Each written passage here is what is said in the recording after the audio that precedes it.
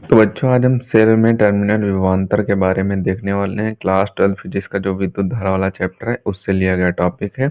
इससे पहले हमने सेल में विद्युत वाहक बल के बारे में जाना था और आज हम सेल में टर्मिनल विभवांतर के बारे में जानने वाले हैं। एक छोटा सा टॉपिक है, आपके एग्जाम में पूछ देता है।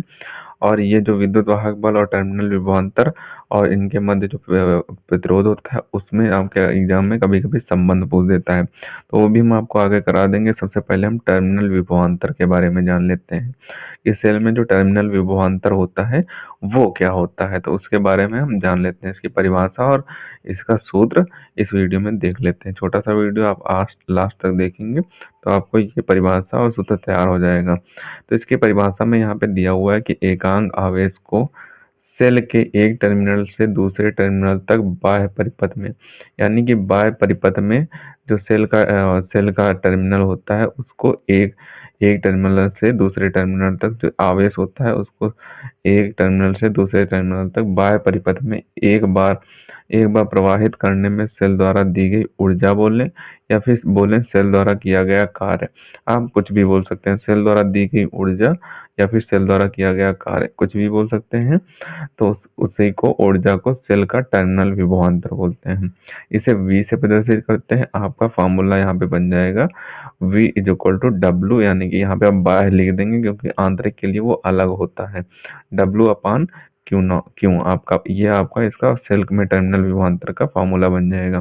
यहाँ पे बोल रहा है एकांक आवेश। एकांक आवेश हमने क्यों ले लिया है? एकांक आवेश को सेल के एक टर्मिनल से दूसरे टर्मिनल तक बाह्य परिपथ में एक बार प्रवाहित करने में सेल द्वारा किया गया कार्य बोलें तो उसे वर्ग से डिनोट करते हैं, ऊर्जा को भी वर्ग से डिनोट करते हैं।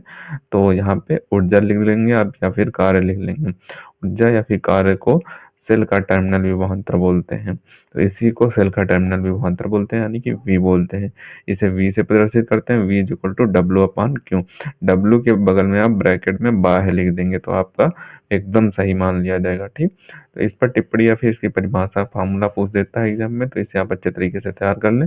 इसमें संबंध हम अगले वीडियो में देखेंगे। एक जो आपका सेल में विद्युत वाहक बल होता है और सेल में टर्मिनल विभवांतर होता है, इन्हीं के बीच संबंध पूछा जाता है। एक और तीसरा टॉपिक होता है तो उनके मध्य संबंध पूछा जाता है, वो आपका 3 से 5 नंबर में आ जाता है।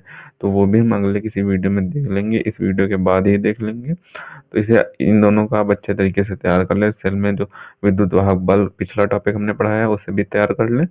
सेल में टर्मिनल विभवांतर यानी कि ये वाला वीडियो, इसे भी आप अच्छे तरीके से तैयार कर लें क्योंकि इसके फॉर्मूले उस संबंध में आपके काम आएंगे। ठीक, तो इन्हें अच्छे तरीके से तैयार कर लें। मिलते हैं किसी नए वीडियो में नए टॉपिक के साथ। तब तक के लिए धन्यवाद। और अगर अभी तक आपने हमारे इस चैनल को सब्सक्राइब नहीं किया है तो प्लीज़ सब्सक्राइब जरूर कर लें, क्योंकि हम इसी तरीके से क्लास से रिलेटेड इंपॉर्टेंट टॉपिक पर वीडियो डालते रहते हैं।